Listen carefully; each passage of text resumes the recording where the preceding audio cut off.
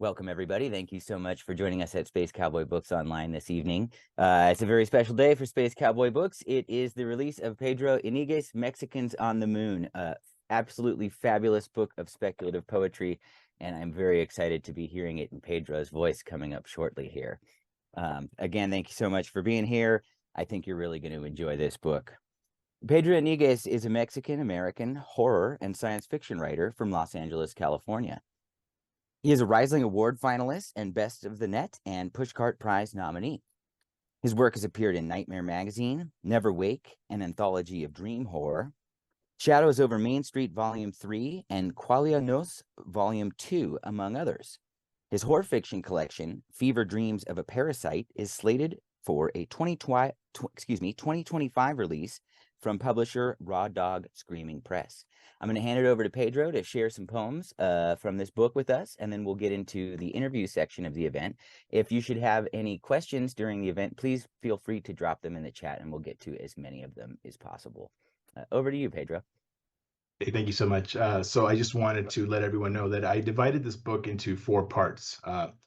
Each story here kind of like stands on its own, but together, if you read it, it forms like a cohesive kind of like loose story into the future. So part 1 is Earth, part 2 is Frontiers, part 3 is Futures, and part 4 is Aftermath. And I've selected a couple of poems from each section to kind of give you a general idea of the tone of the book. So I just selected a few here, and I'm going to start with part 1, Earth, and this poem is called Lobster in Chief.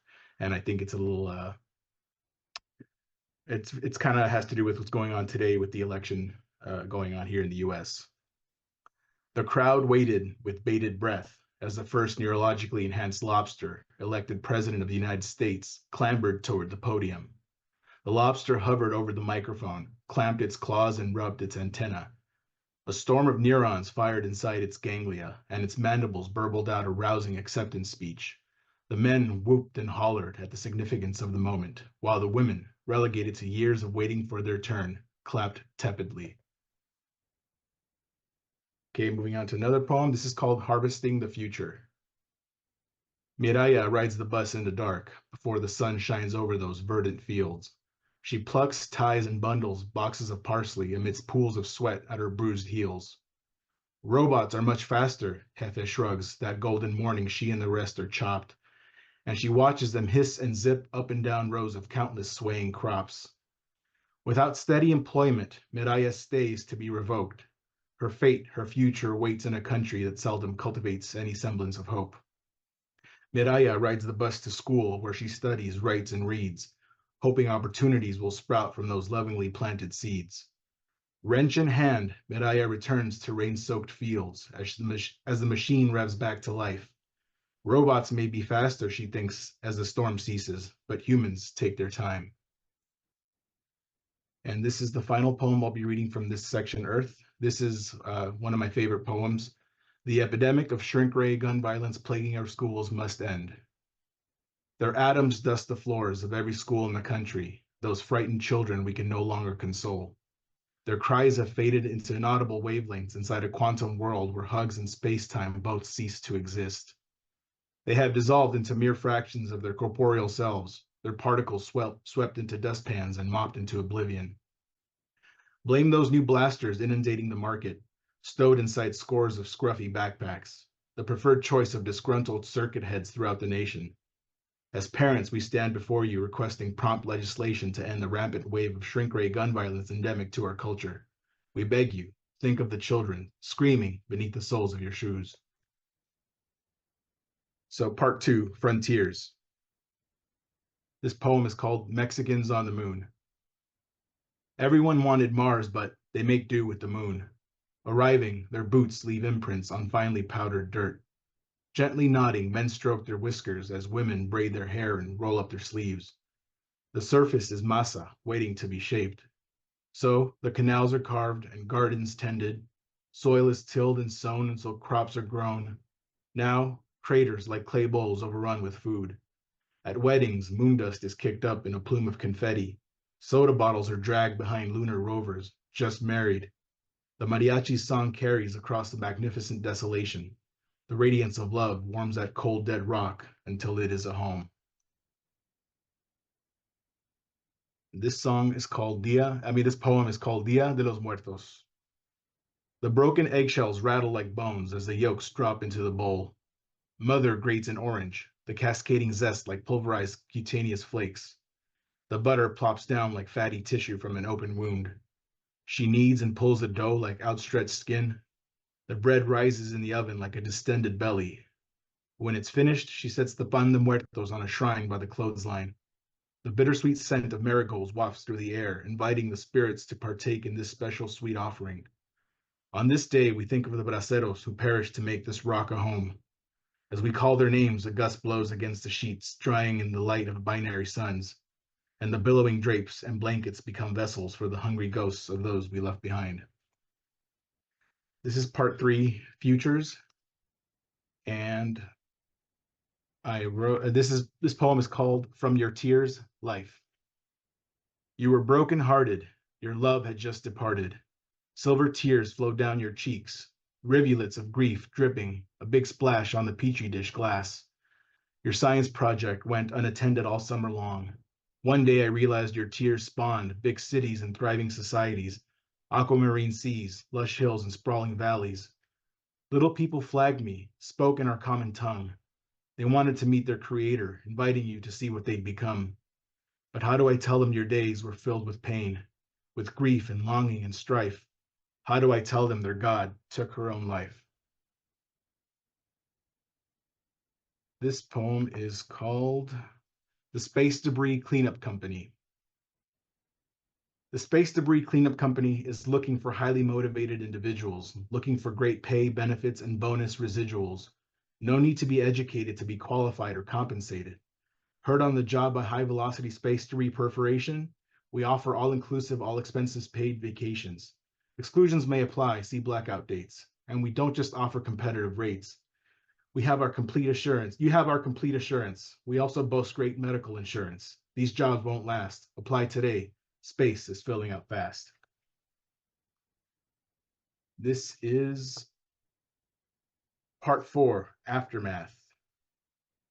This poem is called The Beautiful Bombs. Bombs can do some pretty strange things, you know. For starters, they can destroy the daily peaceful ebb and flow. But here on Mars, they can also bring people together by corralling the huddled masses to brave the hot atomic weather. The bombs can make us forget the terrible strife. As they whistle downward, they make us remember the precious resource that is life. Yes, they can do some very strange things, those wacky explosive gadgets with wings. And sometimes on those starry Martian midnight skies, in a flickering flash of an instant, they can bring about an early sunrise.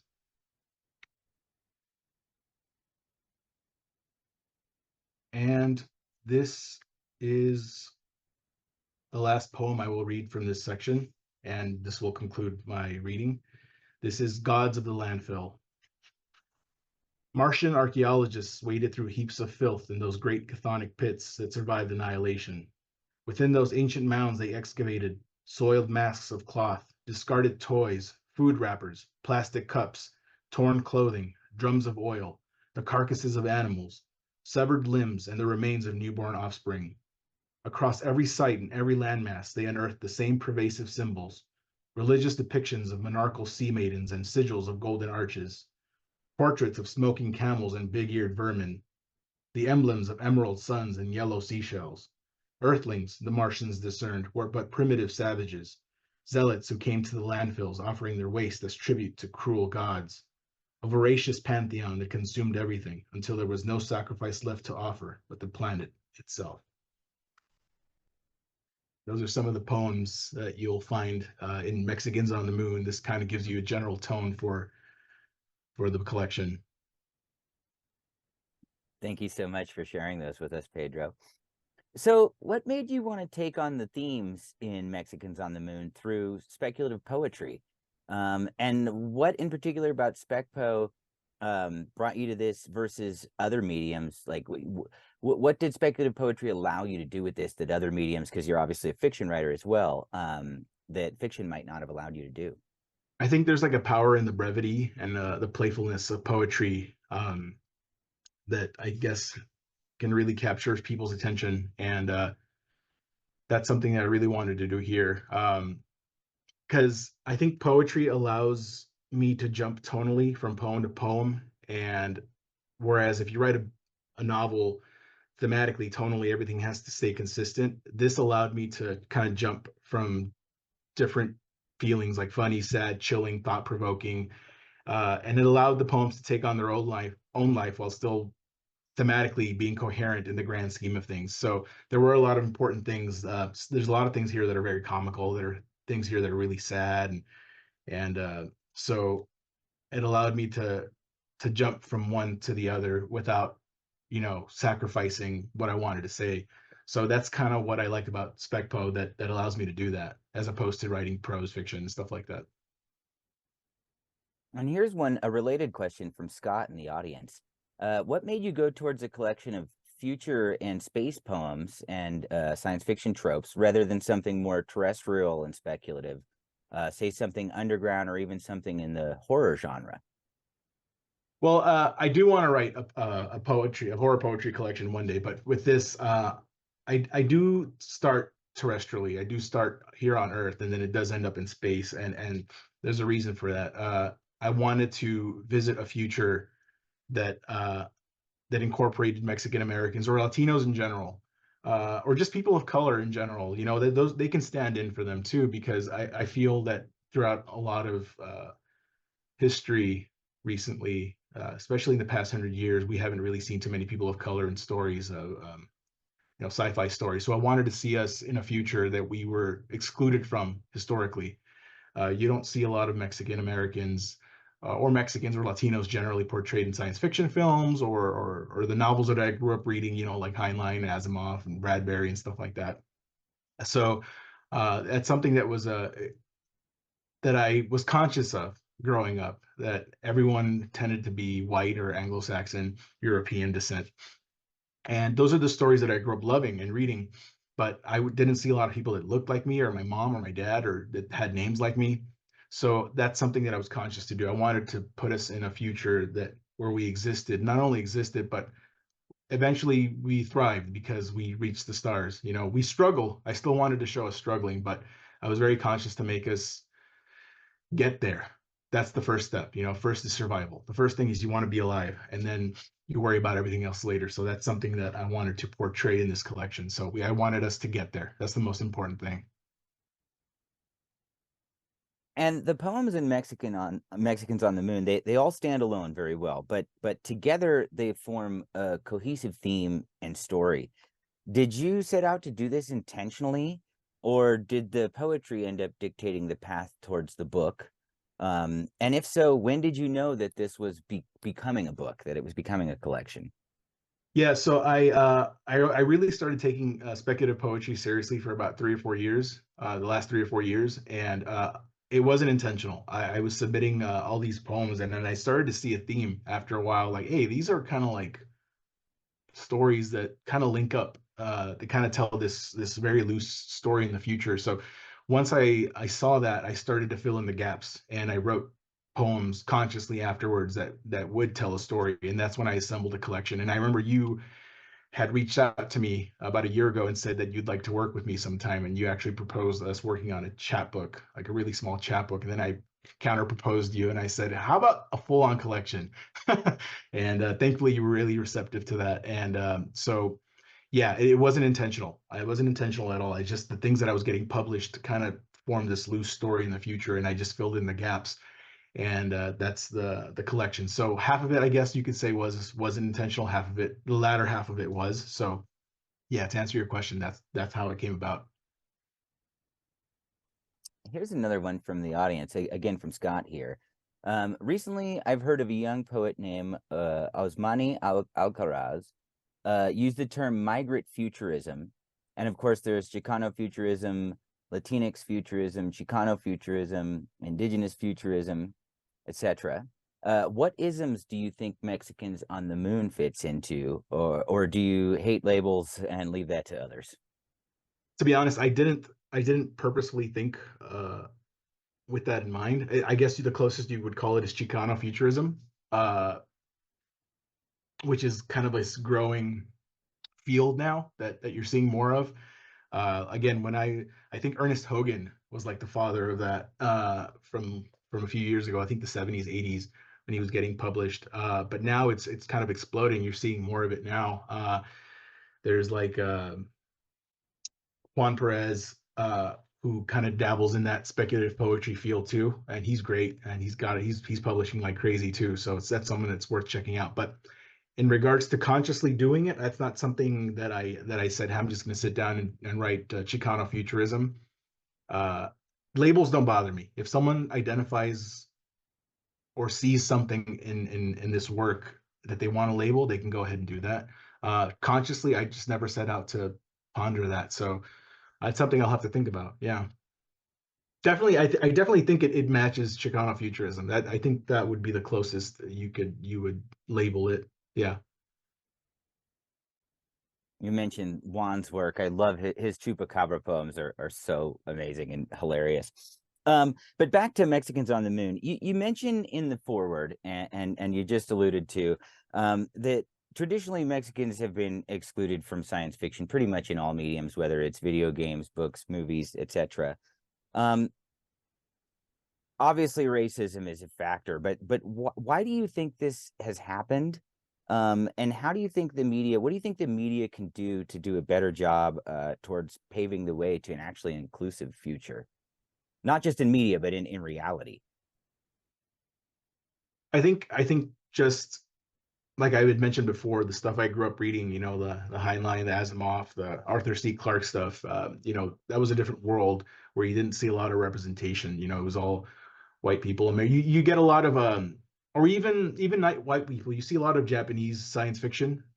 Like around the 60s, 70s, start to really take hold, and but you get a lot of Russian, British, American science fiction, but there were never any Latinos or Mexicans or Mexican Americans in there. It wasn't until recently that you started seeing like more Latino authors, and actors in films and stuff like that.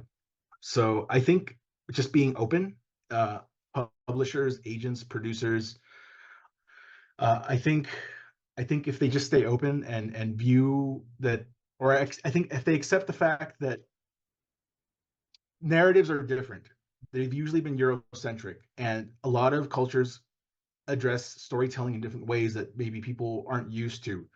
And if they accept that fact and are open to it, I think we'll see more of it coming in. And even from a financial standpoint, you're going to get fresh storytelling that you aren't really used to.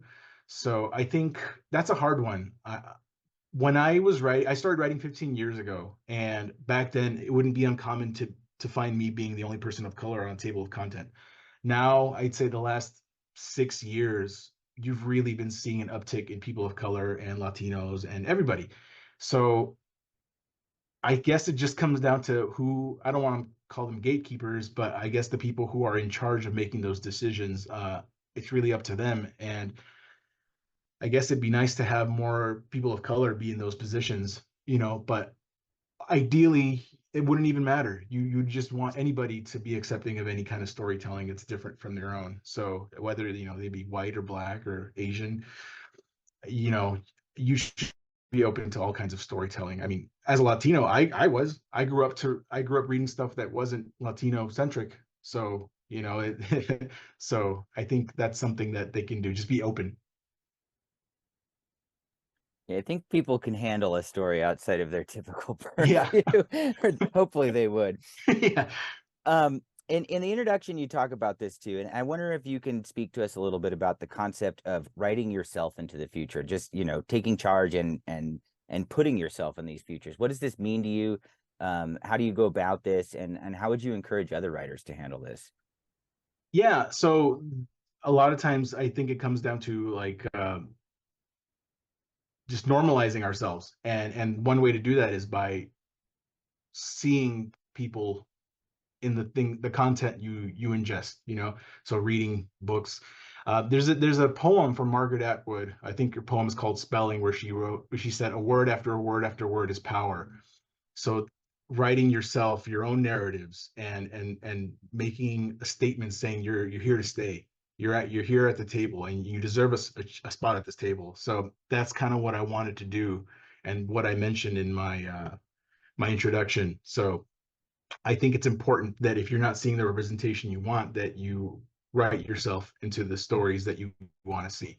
So that's what I wanted to do. This was my love letter to my father, who introduced me to science fiction, and and also a way to get us into these narratives that we exist in the future, because we didn't in these old science fiction books, movies, things like that, comic books. We just weren't in those futures, and if we were, there were very few of us, and a lot of times we're criminals or side characters that aren't really important.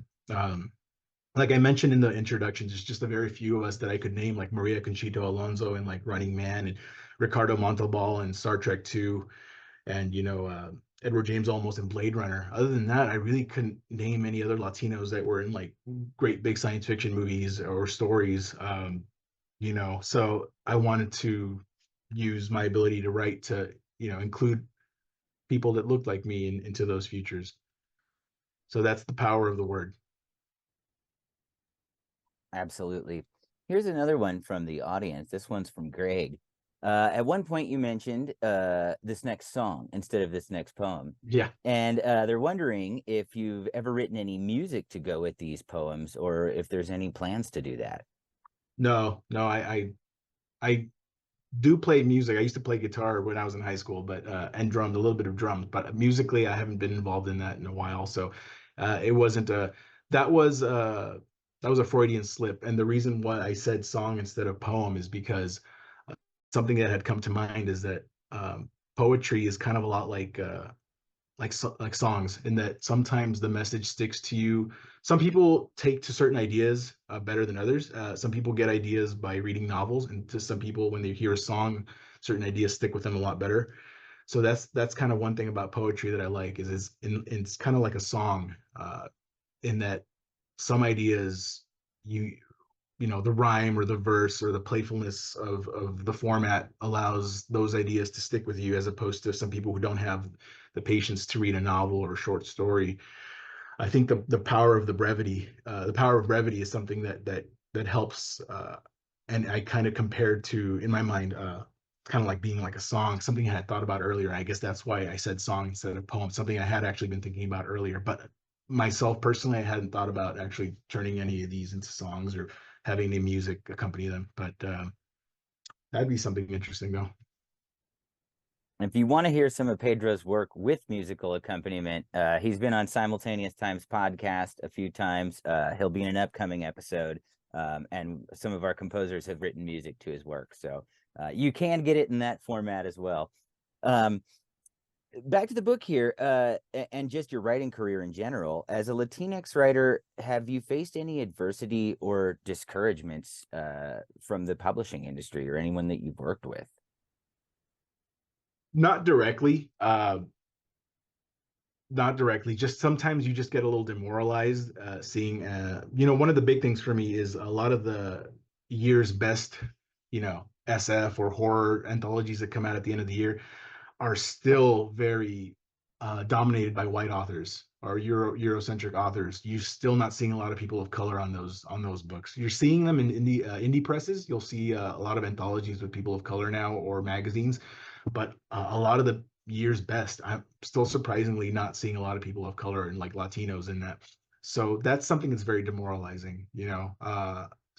But personally, adversity, no, I've been very fortunate. I've had a lot of editors and publishers who have been very open to me from the get-go, and a lot of people who have helped me along the way. But I do hear a lot of other horror stories from other writers that publishers are just being rude or just absolutely not getting their storytelling, because it might be Latino centric and it might be a little more folkloric, and sometimes that's a little different than the traditional three-act structure we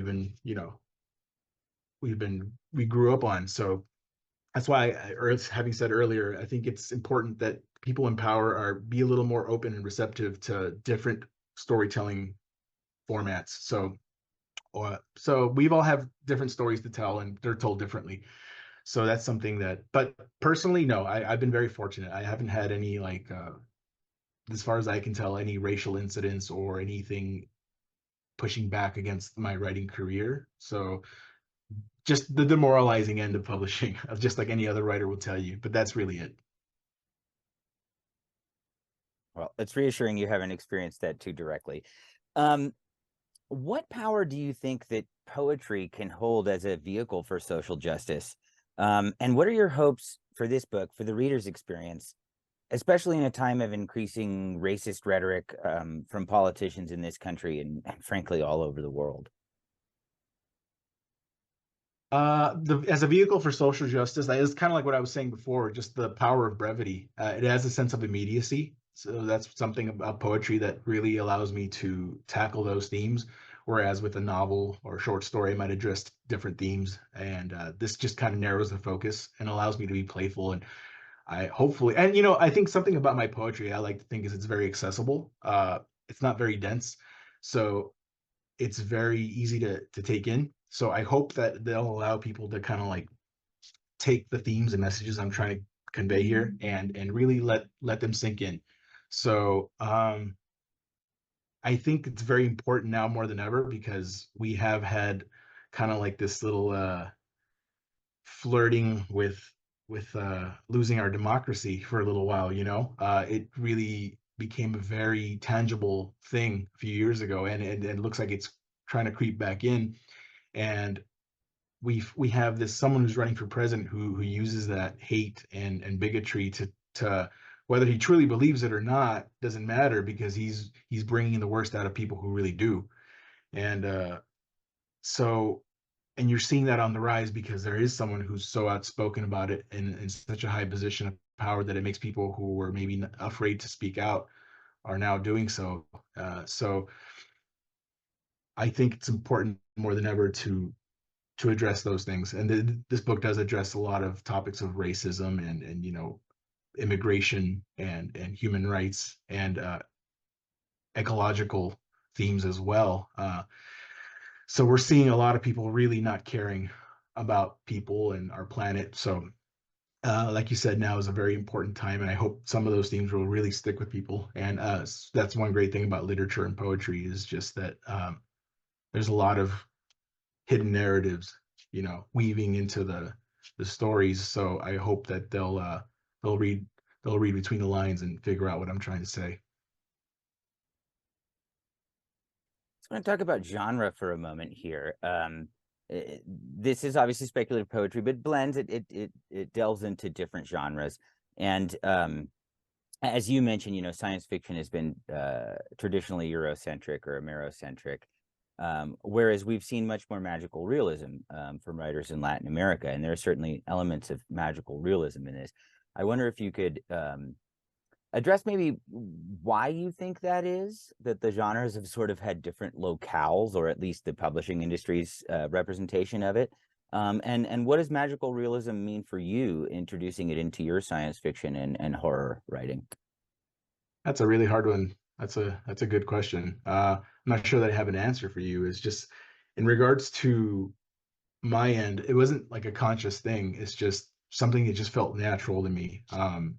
I have read a little bit of magical realism and it just clicked with me. And so there are a few poems, I wouldn't say too many. There are a few here that kind of dabble in that. Particularly this payphone story poem that if you were to, I think that's the biggest one here.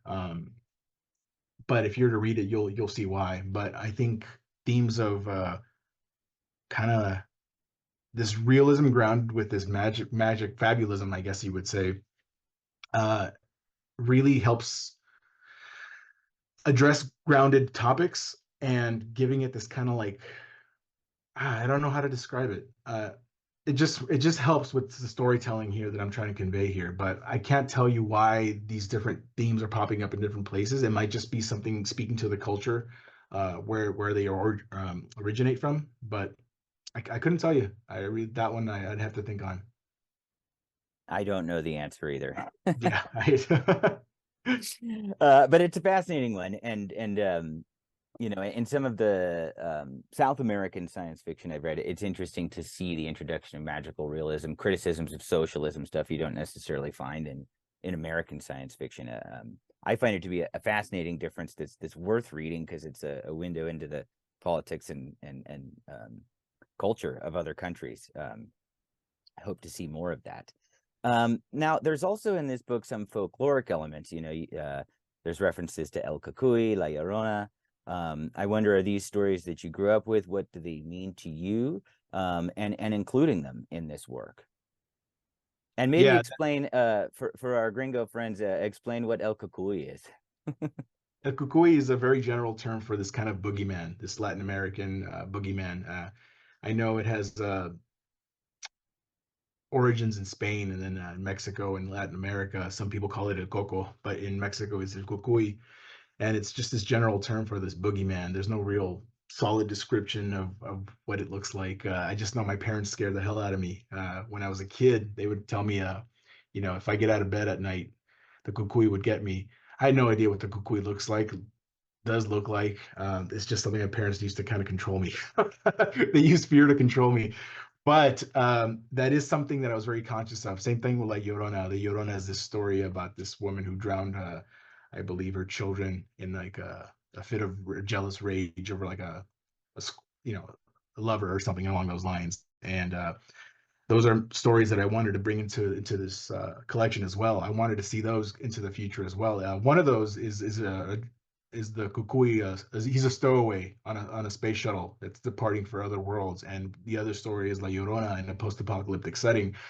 She has a bit of change of heart, and you'll see why if you read the poem. But I wanted everything about us to kind of like go into the future, including our demons and our ghosts, and you see them dealing with these new situations that these folkloric horror ghost stories hadn't, addressed before. So I wanted to bring everything with us. Our food. If you read the poems, you see our food is there, our music is there, our ghosts and our demons and our struggles.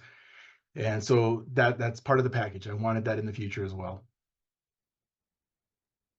An interesting aside to the kukui and being scared of it as a child. I have a friend in Sweden who apparently their version of the boogeyman now is our past president. That's what they used to scare their kids, which is it's funny, but it's also absolutely horrifying. Uh, Hopefully that doesn't happen here too. Um, so Pedro, on top of being an absolutely fabulous poet, you've written novels, a lot of short form fiction. I wonder, when do you reach for poetry versus fiction to tell the story that you want to tell? And do you have a preference for what format and medium you're using depending on the type of story that you want to tell?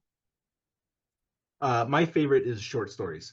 It's what I grew up reading the most and what I write the most. And it just depends. It's not always conscious. Sometimes I just have the urge to dabble in one form or the other. But I guess when I want to focus on multiple characters or tackle a few themes, I will go to short stories or maybe work on a novel or longer form. When it's something I noticed about my poems are just typically address one theme, uh, focus, very narrow focus on what I want to say. So it's probably an unconscious, subconscious thing, but that's what it is. But my favorite is definitely short stories. And like I say in the introduction, the reason I never really grew up with poetry, I probably could have started sooner on it, is my father kind of, you'll see, but my father kind of dissuaded me, not purposefully, but he critiqued one of my poems at an early age, and it kind of stifled my creativity in regards to poetry, and I kind of gave up writing poetry for about 20 years. And so if I had nurtured that sooner, I feel like I would have the tables might have turned, but might have been a little bit of a different story. But it really comes down to how much I want to focus on a certain theme or narrative. So if I want multiple characters, then definitely novel, maybe just one character, but I want to focus a little deeper on the character. A short story. But so I guess that's what it is. The poetry is just the brevity. It's kind of like flash fiction, but a little bit more fun. I can have more fun and leeway with the wording. So that's the differentiation in how I choose what I go. But usually it's not a conscious choice. I just sit down and just start writing whatever comes out. That's what it is. So with such a long gap in writing poetry, was this something that kind of welled up inside of you? Did it get pent up? And also, as a writer of fiction, what lessons has poetry taught you that you've brought into your fiction writing? The the biggest lesson was just the power of the right word at the right time. Usually I let loose when I'm writing a short story or a novel, and I don't think too much about wording. I think more about the structure of the story and reaching a certain word count. Whereas poetry, I have a very short space and I have to be very selective of the words I'm going to use. But I think they inform each other. Editing, being concise, finding the right word, removing the wrong word, saying less sometimes. There can be such a thing as saying too much. And, you just want to craft it so it hits you the way you want it to. I think you have a little more leeway with short stories in regards to not finding the right word, but it has helped. They kind of inform each other, and rightfully so. So I think that's one thing about that I've really liked. And does your editing process differ much from one platform to the other? Uh, when I'm doing poetry, it's like I hyper focus on editing. It's like you're crafting like a clay sculpture. Everything has to be just precise and right, you know. Uh, yeah, I'm like hyper focused on editing. Like I will sit there staring at like three words for an hour and tinker with it until it's right. So poetry, it's very important that you get the words right. At least to me. So yeah, I will obsess over the over a single poem for days. And but yeah, I think that's the biggest thing there. So we're going to talk about your upcoming books in a second, but you're kind of having an awesome moment right now. This book comes out today. I know you've got deals with publishers for some upcoming stuff, but before we get into those books, what have been some of the greatest challenges for you as a writer in your career, and also some of the greatest rewards in doing this? Because writing can be a very solitary affair.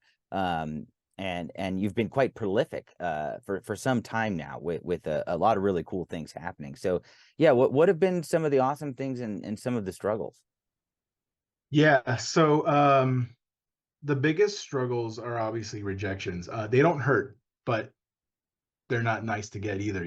So I've always had thick skin when it comes to that, but there are a few occasions where there was like a close but no cigar, and those sting the most. There was one instance where there was a publisher, a major publisher, that showed interest in my manuscript. It was for a children's book, and the owner personally reached out and said, "Hey, I really enjoyed this. Uh, we'll be in touch." And I never heard back.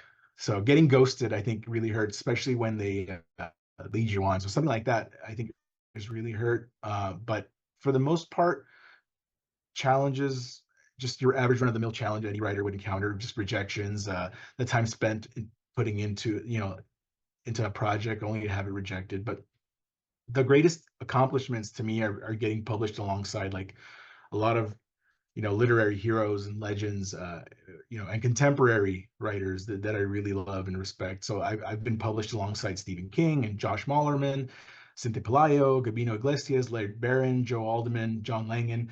So those are like heroes of mine and people I really love to read. So if you had told me as a kid that I'd be getting published alongside people like this, I wouldn't have believed you, and nor would I think it's possible.